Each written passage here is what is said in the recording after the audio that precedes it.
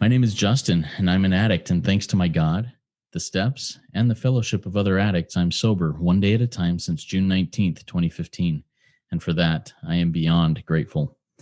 Welcome to the RECO12 speaker meeting. We are an organization whose addictions include alcohol, drugs, food, gambling, lust, and sex, just to name a few.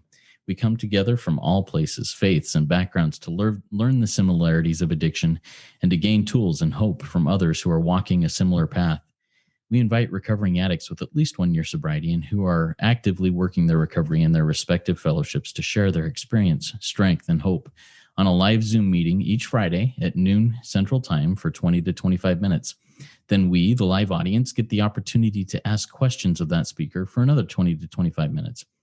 In order to ask questions, please type them in the Q&A link at the bottom of your Zoom window.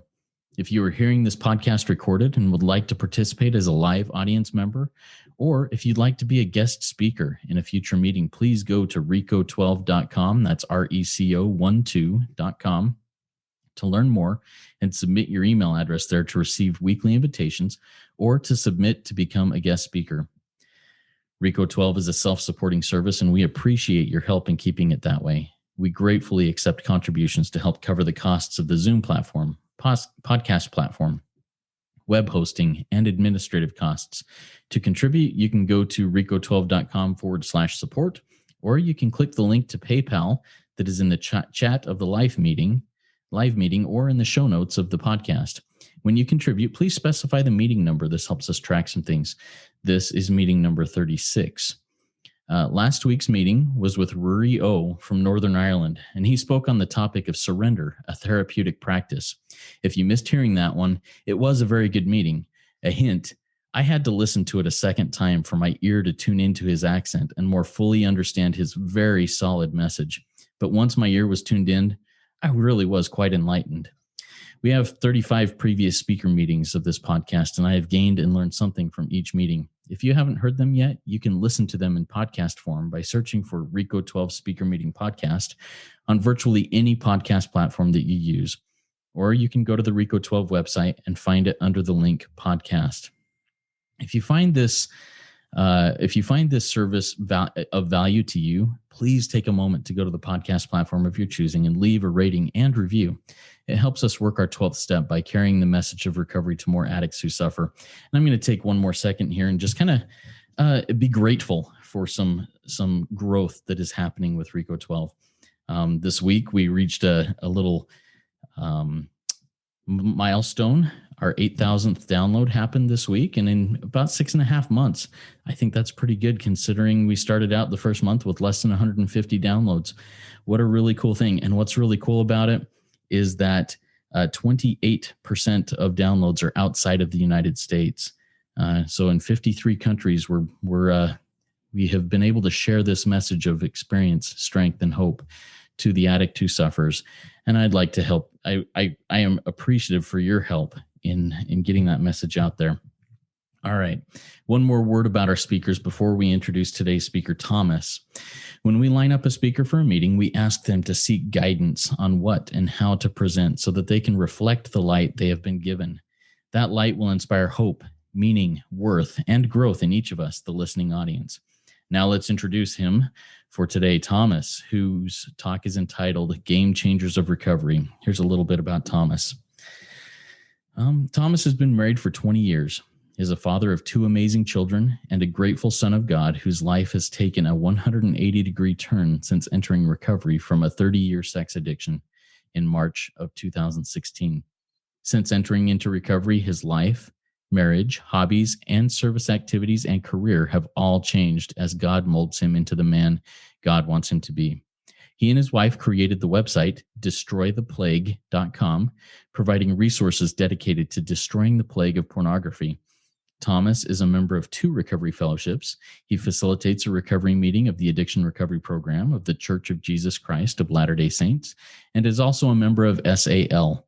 Today, Thomas will share with us the game changers of his recovery. Thomas, the floor is yours. Take it away. Thank you, Justin. I feel honored to speak with you and this audience. My name is Thomas, and I am a lustaholic, sober since March 21st, 2016. For months, I've been listening to RECO12, and I've enjoyed the content here so much. Specifically, I've benefited from episode 12 with Kevin H. on emotional sobriety, episode 15 with Blake M. on reconciling childhood trauma, and episode 21 with Damon W. on controlling the controllables. I don't think I'm ever going to forget To Be a Coffee Bean from his talk. So much great content here. Thank you. As regular listeners will know, and as you just heard, Justin encourages his speakers to seek guidance from their higher power regarding what they share. I've taken that guidance to heart, and I hope my time with you today will be valuable for you in some way. I will share my addiction recovery story for context, but I am also excited to share with you what I call the game changers of my recovery. I was born to wonderful parents, great parents who taught me and encouraged me to make right choices. One of the things they taught me was that pornography was bad and dangerous.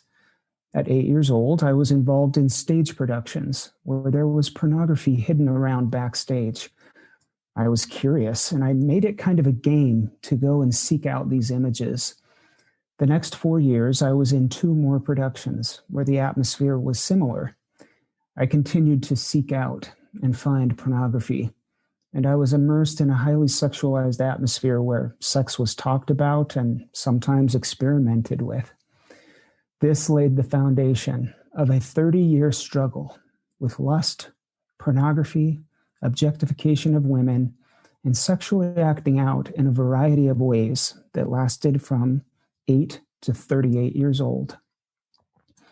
My teenage years became a testing ground for me to hone my skills living a Dr. Jekyll and Mr. Hyde life. By day, the Honorable Thomas was a decent son, brother, church-going, service-oriented Boy Scout. But I had a dark side, a manipulative, secretive, self-serving, pleasure-seeking hypocrite who would use others for his own purposes. At age 19, I minimized things in my head significantly and did what I thought I needed to do in order to be worthy to serve a 2-year mission for my church in the Philippines. And serve I did. However, a month before my mission ended, I acted out in an illegal way that should have resulted in my being sent home dishonorably. I minimized events to my mission leader, and he didn't want to send me home with only 3.5 weeks left on my mission. He counseled me to seek professional help when I returned home, but I didn't. I returned home honorably, air quotes there, and swept it under the rug, and I soon fell back into old behaviors. While I was single, I would really try to change my behaviors. Other times I would give up trying and bask in the life of self-abuse and using others. I would go 3 months or even 6 months without viewing pornography, but the lust was pervasive and acting out was routine. If I even went 30 days, I would congratulate myself and tell myself that I was probably cured. I committed to myself over and over again that it would never happen again. I would occasionally seek help from church leaders, but between my minimizing and their lack of knowledge on how to handle one with an addiction as pervasive as mine, nothing ever changed. Meeting the woman who would eventually be my wife was another time of relative sobriety as I looked forward to marriage with her. Unfortunately, I acted out 1 week before our marriage. In my faith, we have a special place for people to get married, but it requires a certain level of worthiness to be married there. I did not meet those worthiness requirements, but I went through with the marriage anyway in a state of denial, fear, and rebellion. In stereotypical fashion, I told myself that marriage would solve my problem. Marriage did not solve the problem, and within a few months of marriage, I was back to viewing pornography. The Dr. Jekyll, Mr. Hyde life intensified. As the White Book says, my insides never matched what I saw on the outsides of others, and this led to even more acting out behaviors whenever I could safely get away with it. As my career progressed, so did the business trips, and the opportunities for acting out increased. All of this obviously drove disconnection with my wife and with my higher power. My wife did not catch me. She didn't know what I was doing, but she could feel something was off. Deep down, she could feel it. She did sometimes observe me flirting with or seeking attention from other women. I also was very full of bravado and needed to be the center of attention. I didn't feel like I had that big of a problem. In the thick of it, I would have never even called my problem an addiction. However, I was having affairs in my head daily, and I was also having real emotional affairs with women in the neighborhood, at work, and at church. These behaviors had the effect of a 16-year slow car accident, emotionally, mentally, and spiritually, for my wife, for me, and our marriage. This pattern of behavior also led me to a pervasive habit of lying and being dishonest, and not just about my sexual issues, but about other things, even small things like conversations I'd had with people or things I'd bought at the grocery store. I didn't even tell my best friend I had these problems when he opened up and trusted me with similar problems. After 16 years of marriage, of hiding, of lying, denying any wrongdoing, gaslighting, and making it seem to everybody else like I was the perfect one with no problems, she was devastated. She could feel that I was not connected to her since the beginning of our marriage. One evening, we were in between homes and we were staying in a temporary apartment. She broke. She told me she had decided to take the kids and move to her parents. My wife was not going to stay in the marriage, and we were headed for divorce. As she told me these things, I felt a strong prompting saying, "Tell her the truth now, or you will lose her." So I started confessing. I went back to the beginning when I was 8 years old, and I told her I thought I might have a pornography problem. I told her many things she did not know about me. She was very angry. I felt devastated. I went to my church leader to get help. He was a man who had recovery of his own, and he was tremendously helpful. I am so grateful for him. He guided us to the 12-step program offered by the Church of Jesus Christ of Latter-day Saints.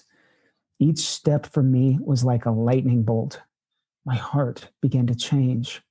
I didn't just learn how to stop viewing pornography. I learned how to stop lying, how to stop blaming my wife, how to stop seeking attention from other women, and how to be aware of my underlying triggers and emotions. I also learned how to gain a progressive victory over lust to the point where I can look people in the eyes and say, I do not lust. I'm going to explain more about that in a moment. As I attended 12-step meetings, my issue changed from, I have a little problem, to, I have a real big addiction. From, I'm not hurting anyone, to, I now see how I'm hurting myself and others, especially my wife. I used to think, I'm going to take this to the grave. And now, I let truth prevail. I let the truth come out. In my original ARP group, there were 9 other men who were all like me, weighed down with the constant battle of lust and the burdens of pornography and other sexual issues. Now I know that there are hundreds of classes each week, both virtual and in person, with thousands of men attending these classes. I am blessed to live in a place where there are dozens of 12-step meetings each week, with thousands of men just in my area getting help. Currently, I facilitate an ARP group, and I also participate in a weekly SA Lifeline group. My life has gone from one of isolation to connection. I'm connected with my wife, with other brothers, and with my higher power. I am so grateful for the recovery God has blessed me with. So, with that as background, I'd like to move into the game changers of my recovery. These are 6 things that helped me find true recovery from my sexual addiction. Game changer number 1, committing to the 12 steps. Game changer number 2, the step 4 process. Game changer number 3, abandoning media. Game changer number 4, mindfulness. Game changer number 5, separating temptation from lust. And game changer number 6, sponsoring, and a support network. Game changer number 1, committing to the 12-step program. Disclosure day to my wife initially brought many changes, including a visit to my church leader who committed me to attending the 12-step program. Here, I felt connection. This is exactly where I'm supposed to be, hit me on the second meeting. I started attending in 2016, and I'm still close friends with several men from that group that I attended for my first 2 years in recovery. I continue to attend 12-step meetings because of the strength I feel there, a spirit of humility, honesty, and shared experience. You hear men in the military talk of the brotherhood they experience in the intensity of war. I feel a similar connection with my brothers in 12-step because we are feeling the intensity of this battle, the battle for our wives, families, freedom from addiction, and ourselves. And here I'll say, if you haven't listened to episode 28, Justin B's I Am Already Dead, you've got to listen to that one. Game changer number 2, the step 4 process. This process took me 3 years. All of the steps are difficult in their own way, but perhaps step 4 was the most challenging for me. I believe writing a personal moral inventory is one of the most difficult things I have ever done in my life.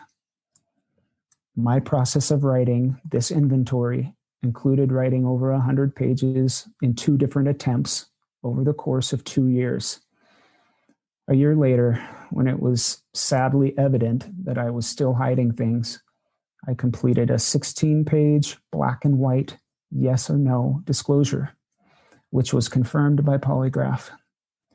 However, now that everything is out and my step 4 is complete, I feel peace and gratitude that I have no more secrets. Game changer number 3, abandoning media. For me, this includes television, movies, social media, newspapers, magazines, and unapproved fiction literature. This was a game changer in my recovery for 2 reasons. First, it greatly reduced the frequency and intensity of triggers that I was willingly consuming. Second, it freed up tons of time for me to focus on recovery efforts, especially service to my wife, family, and doing step 12 and giving service to other addicts. Giving up media forced me to ask myself, where is recovery in my list of priorities? Is it more important to me than video games? Yes. Is it more important to me than watching athletic contests? Yes, it is. Recovery and staying present and out of fantasy and escapism is way more important to me than a bouncing ball, elves and dwarves, and even lightsaber-wielding fantasy heroes. I know I just struck a chord with some of you out there. My recovery is more important than all of that combined. Game changer number 4 is mindfulness. Tom B. on episode 29 of RECO12 gave an excellent share on meditation. He's a true expert. Overcoming misconceptions of meditation and mindfulness were key to me in finding success in this area. Mindfulness is not just for tree huggers and hippies. It's not about sitting in a lotus position. Mindfulness and meditation is simple. It's too simple, too easy, and too basic. That's what throws people off. But that's also what's so wonderful about it. Meditation and mindfulness has helped me slow down. By slowing down, I am more aware of my emotions and triggers. For the first few years, I used Headspace to meditate, and honestly, it was very helpful for me to learn the basics of meditation, breathing, visualization, and especially the technique of noting. Now I seek out God-focused meditations, and I produce Christian meditations that are specific to the male lust addict. Thanks to guidance from Father Bill W. that I learned back in August on episode 8 of this RECO12 podcast, I've also been practicing two-way prayer with some very surprising results. The bottom line is that I need to keep my recovery real. I need to keep it fresh. Mindfulness is one way of keeping it exciting. I also enjoy meditating with sound environments such as the free atmospheres found on mynoise.net. Game changer number 5, separating temptation from lust. After learning the technique of noting and after meditating for some time, I was learning to be much more aware of my emotions and honest with myself about them. Our minds are a constantly swirling ocean of emotions. And in recovery, I would go throughout my day and I would feel triggers. I'd get so frustrated by those triggers, these temptations. But then I realized something very important. As a Christian, I follow Jesus Christ. His example to me is a perfect one. But Christ felt temptation. Yet he was still perfect. Therefore, I too can feel temptations, and that does not define a failure on my part.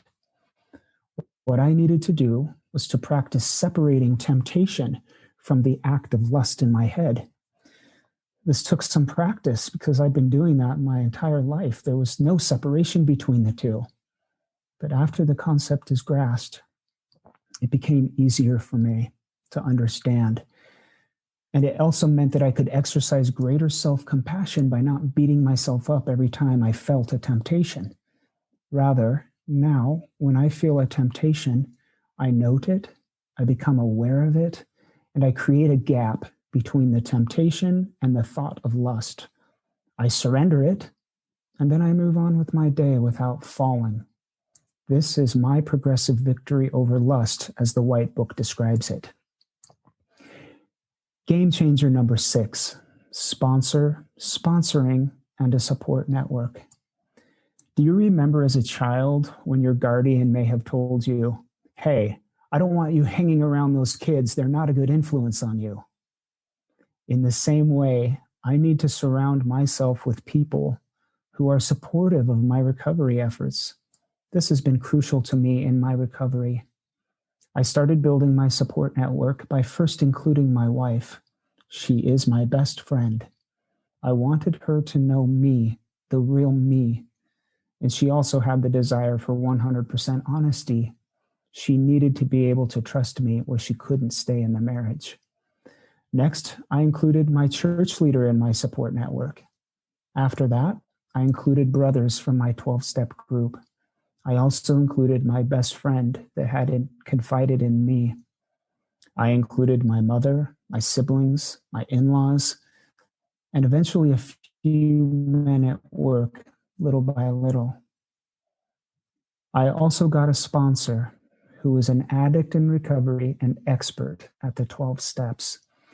He has been very helpful to me in many important ways, guiding me through the steps, even helping me find a new career, and just being a great friend.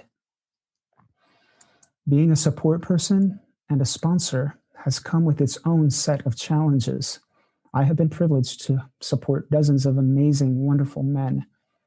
On a couple of occasions, I have made mistakes in this area, and I do feel some remorse for friendships lost and support efforts that were halted. I continue to learn and grow. Sponsoring helps me identify even more character weaknesses and try to improve, and it helps me keep my recovery strong. In closing, I share this. I've never been more connected with my wife. I love her with my whole heart instead of a piece of my heart. Honesty with my wife was the beginning of my recovery.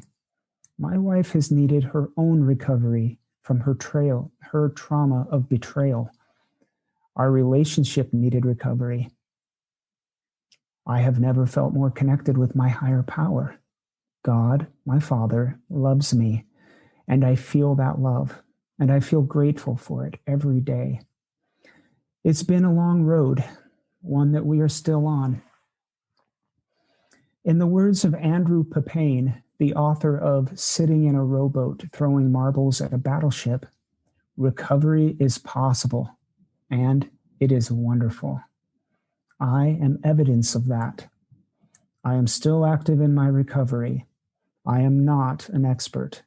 I am just someone in the trenches trying to help others in the trenches. My efforts to help others come from a pure intention to genuinely help people find more peace and happiness in their lives and overcome addiction. Thank you for allowing me to share. Thank you so much, Thomas. That was awesome. I love these 6 game changers that you delineated, and I'm sure we're going to touch on a few of them as we get into the Q&A. I've got some questions on a couple, and I'm sure that several here in the live audience also have some questions for you. Before we read those questions that have come in, yeah, Thomas, I'd like you to take about 60 seconds and just talk about an additional way or maybe some additional angles on how being part of the fellowships that you're part of really helps you. Fellowships are very helpful for me because of the honesty and the camaraderie there. And I love helping other men too. And it's just this really positive cycle of giving help and being helped. And so that's why I attend those 2 meetings each week. Awesome. And I think it's really neat, and I think it's vital really in these fellowships to have people who have long-term sobriety to keep coming back.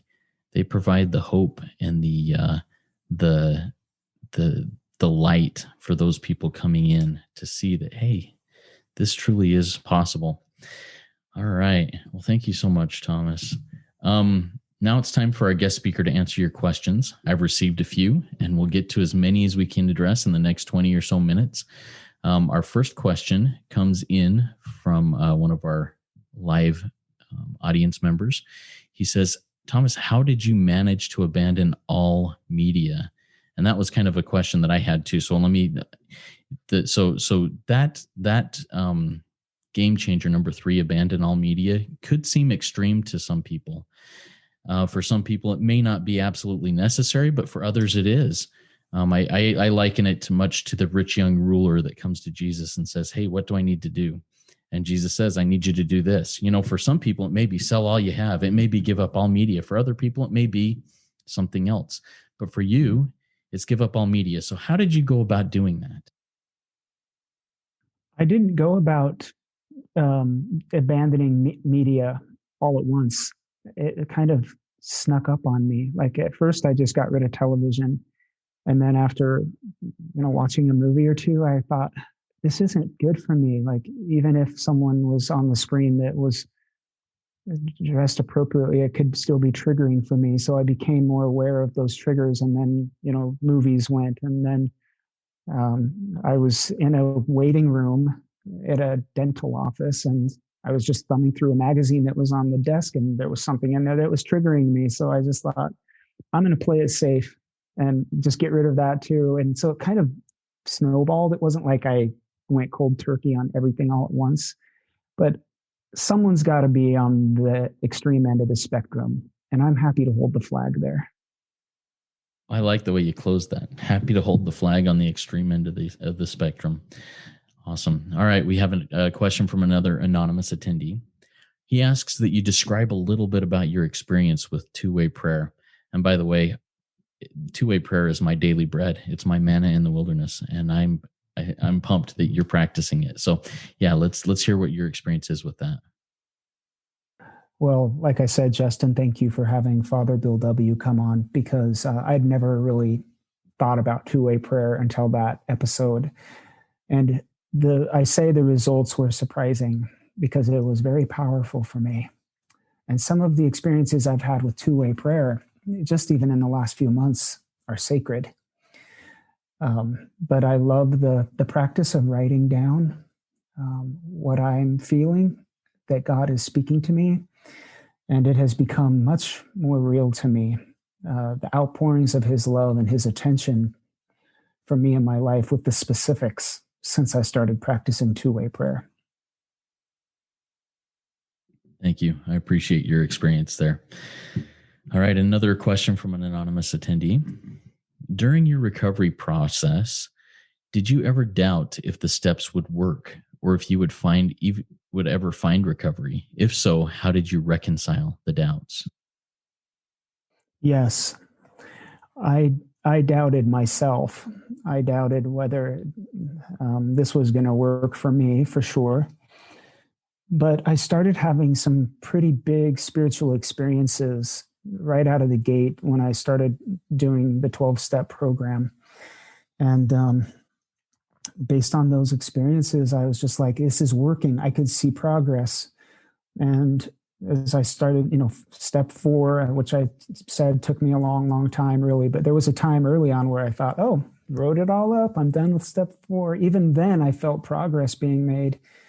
And then step 5, confession. Step 6, a change of heart. Like I said, each step was like a lightning bolt for me. And it just became evident that this was working. And with each step that I would complete, I started having more and more faith in the process. Thank you. All right. Another question from our audience. How can I practice meditation? I feel like I am in my mind all the time and disconnected and judging my thoughts and behavior all the time. So I also struggle with a busy mind, and meditation is sometimes difficult for me. But explain how you practice that. Yeah. Meditation practitioners call that monkey mind, where your mind is, jumping from one thing to the next super fast. And the practice of meditation is to just be aware of that initially and to just acknowledge it and say, yeah, that's happening. And how it worked for me was I had some exercises that I would do that helped me to just keep it super simple, even counting to 10 or counting my breaths in, out, and just kind of focusing on super basic things, listening to my heartbeat, and trying. And it's not so much of like forcing yourself to get rid of other thoughts, but it's just being aware of those other thoughts as they. I heard it, once. Kind of the analogy was: are you standing in the middle of the road with the cars flying by, you left and right, or are you out of the road on the side of the road watching the cars drive by? And that's kind of the difference. And yeah, I kind of mentioned that in my share, like it's possible to be trying too hard. This is super simple. And just sitting with yourself and your emotions is what meditation is all about. Awesome. And I have a follow-up question on that I think relates to your 5th game changer, separating temptation from lust. In my own life, in my own experience, and also talking to many fellow lust addicts, one of the biggest self-loathing things that people come to me with initially is, I'm feeling so triggered. This happened, and I saw this, or I thought this, or whatever. And just from that trigger, they and I have felt this way, feel that, oh, well, I basically just relapsed because of that trigger, even though I didn't carry out anything with it. How do you separate that? I mean, you did a really good job of explaining it, but tie it to the meditation practice also. How do you identify it, give it a name, and move on without drinking it in? You have asked the exact question I asked myself for the first few years in recovery. And it's because for me, there was no separation. If I felt a trigger, boom, I was lusting. Those two were completely one and the same. on Destroy the Plague, I have free meditations that I've put out there called Separating Temptation from Lust Collection. And it offers some ways for people to practice that. But really, what it is to note it and then to be curious about it. I'm feeling a temptation. Once you've noted it and you feel curious about it, then you become aware of it. Okay, now I'm feeling a temptation. I have a choice. What am I going to do about it? And all of these things are creating a gap between the initial trigger and what used to happen, which was immediately going into a lustful thought. So by practicing that, noting, being curious about it in a healthy way, being aware of it, acknowledging that there's a gap, and then surrendering it. Those are the basic steps. That's how I've separated temptation from the act of lust. And it does take a little bit of practice, but it is totally possible. Awesome. I appreciate that. I will be checking out that series of meditations there on the website, destroytheplague.com. And I'll make sure that link is put in the show notes of this episode here, of this meeting. Another question has come in, and before I read that, a reminder, if you in the audience have any questions for Thomas, please type them in the Q&A link at the bottom of your Zoom window, and we'll get to those. All right, question that came in from one of our live audience. What advice do you have on you balancing your wife's boundaries and your own? That is a really great question. I'm not sure I have any advice on that, but I can tell you that it has been a journey of give and take. The damage that I have done to my wife over the last 16 years is real. And there's been this kind of the scale has tipped. And I'm okay with that. There are boundaries that she needs. There are boundaries that I need. One thing that has been very essential for me is to own my boundaries and to really believe them and understand why I need them in my heart. So I would say that I give her a lot of space. I give her a lot of leeway in telling me what she needs me to do in order for her to feel safe. And then I try my best to do everything I can to help her feel safe, because I damaged her for so long, and now it's my turn to try to make that up. I don't know if that's helpful, and I definitely don't want that to be hard and fast advice for others, but it's what's worked for me. I appreciate that. And that is a concern I have in some places too. Yes, I, as an addict, have, basically steamrolled my wife and those that I love for many years. In boundaries that get set up on the other side, oftentimes I either submit myself to being steamrolled and giving into everything that because I deserve this. But to me, that sounds like a revenge type thing rather than a forgiveness thing. So I have a hard time with that myself. I want to stay here for just a minute and kind of just get your thoughts again. It's not, once again, this is not professional advice here. This is experience of, our own experience. But how would one who is now, who has steamrolled in the past and is now getting steamrolled, how would one stand up again and not steamroll back, but set their own boundaries in those respects? What are your thoughts on that, Thomas? First, I think the word steamrolled is a little strong for not for what I had done to my wife, but for what my wife could be, perhaps from an outsider point of view, doing to the addict or for me in my situation. For me, it comes down to step 7. I had my way for so long. I crossed so many lines, and also in my relationship with her, out of pride. And now it is a time for me to exercise step 7, humility, and to just be there for her, to change what I need to change in my life to help her feel safe.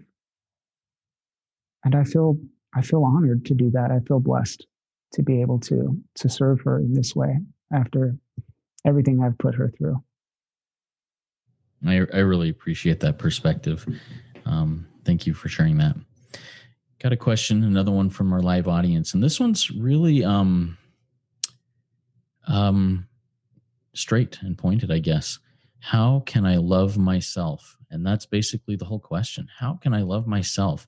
Now, there's nothing surrounding that, but I'm assuming this person is, maybe in a similar spot where we have found ourselves. You found yourself several years back of, man, I'm just a giant mess, and the wake of my destruction behind me is ridiculous. How can I love myself through that? What are your thoughts on that, Thomas? What a wonderful question, and that's a deep question, and I sense there's a lot of emotion behind that question. There have definitely been times in my recovery where I have felt depressed or even had suicidal thoughts. What helped me get out of that was to remember who I am and to remember what I have to offer to others. I remember one time where I didn't feel like going on, and I thought I just went there for a minute. I just let myself go there. And I said, what would happen if I carried this out and took myself out of this world? Immediately, I thought about the look on my wife's face when she were to find out. I thought about what it would do to my children, to my younger siblings, to my brothers in recovery. And I just thought, I can't do that. And then, so to answer the question, perhaps just think about all the things that you do that are good and have gratitude for all that you have and the blessing that you are to other people. I know that's a really hard area to give advice in, but realize who you are as a son of God and your value now and your potential. I don't know what else to say on that one. Thank you. Appreciate that. All right. This one's a comment coming in from one of our live audience members. He says, my wife and I are also thinning down our media. It's good to know I'm not alone with this, because some days it feels really overwhelming or frustrating, and always feels like I'm the only one in the world that cares, aside from my wife, about the media entering our home. Thank you. Do you have any thoughts or comments about that, Thomas? I am at war with media. I am looking for more soldiers and recruits. So if there's anybody out there that wants to give up media, please join me in my crusade. You're not alone. Awesome. I love that. All right. Another question. And this has to do with separating temptation from lust again. I think it's good to follow up on this because it's a hard one. This participant in the audience says, I am a lustaholic. If I see a good looking woman and take a second look, but don't lust after her, how do I separate the temptation from the lust? What's your experience with that, Thomas? Super, super typical experience, right? 50% of the population of this world is going to be female, and there's no way to avoid certain temptations, whether it's on the street or in the grocery store or driving the car or whatever. So those situations are going to come up.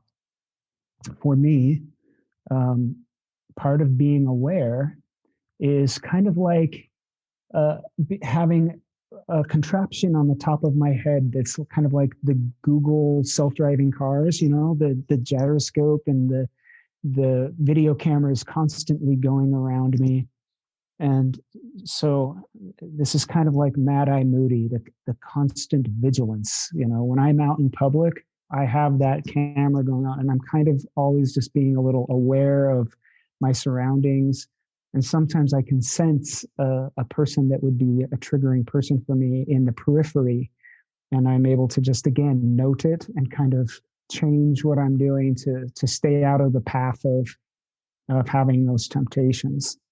It isn't easy when by chance, something does come in front of your eyes and it's just inevitable, then that's when I go into my sequence of noting it, being curious about it. I'm feeling a temptation, and then being aware of it. Okay, it's here.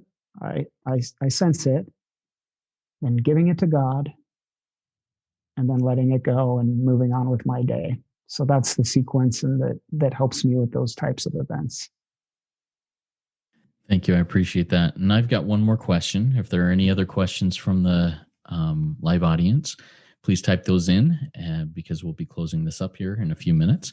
My question here is in regards to game changer number 4. And I think this goes right along with the separating temptation from lust. I think that's something that leads right into it. And I'm sure you did this on purpose in this order. But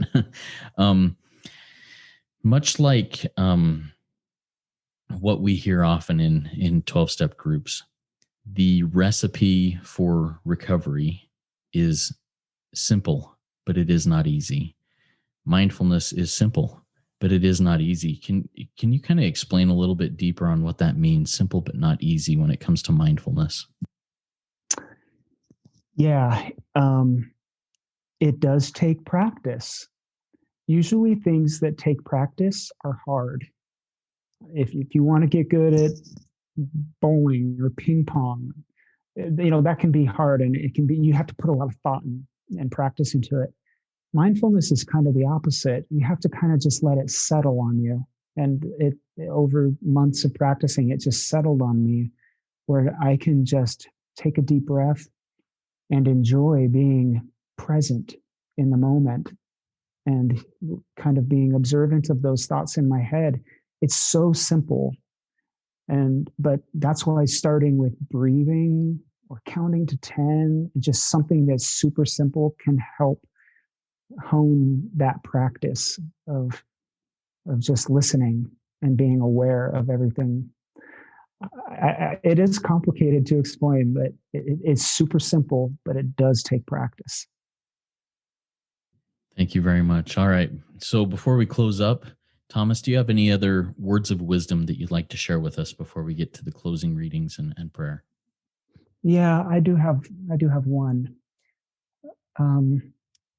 The 12 steps, and I mentioned my game changers of recovery.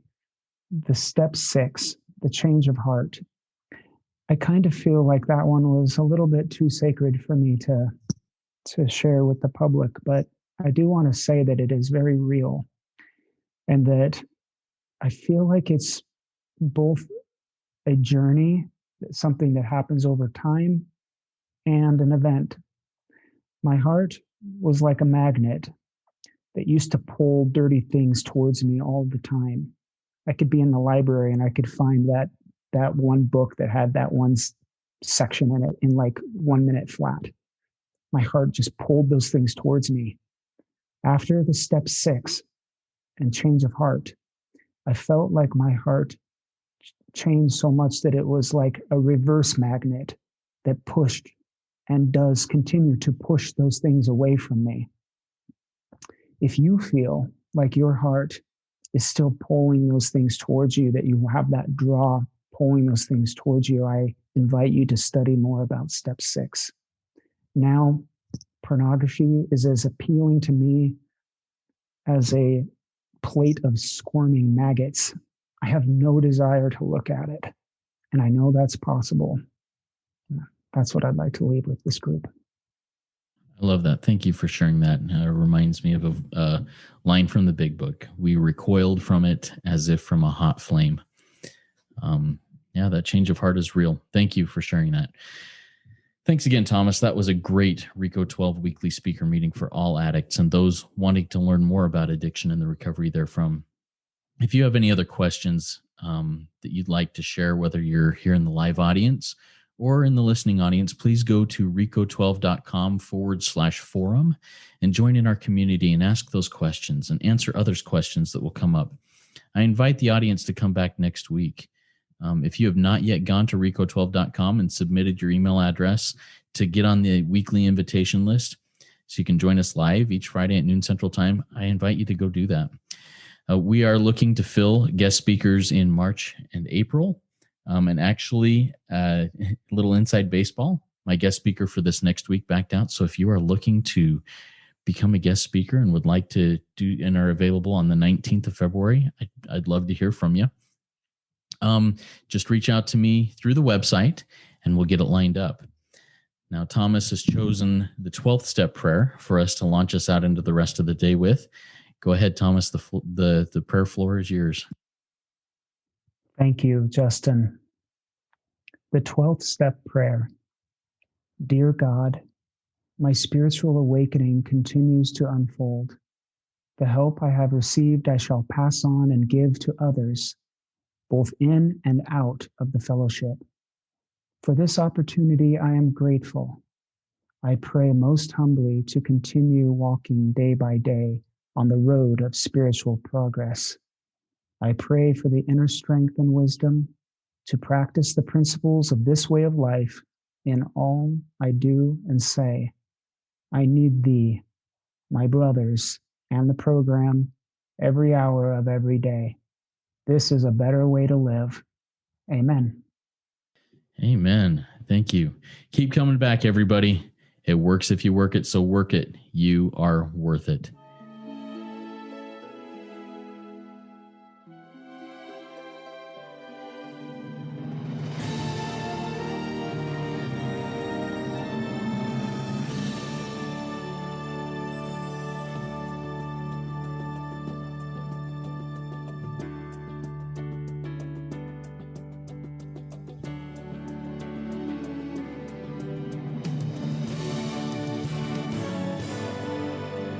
Standing still a moment, carving out this time, reflecting on the landscape of this life of mine. Peaks too high to conquer, streams too wide to cross, troughs too deep to walk through without incurring loss. Yet here I am, still standing tall, despite the rough terrain. One like me survived the storms and walked through wind and rain.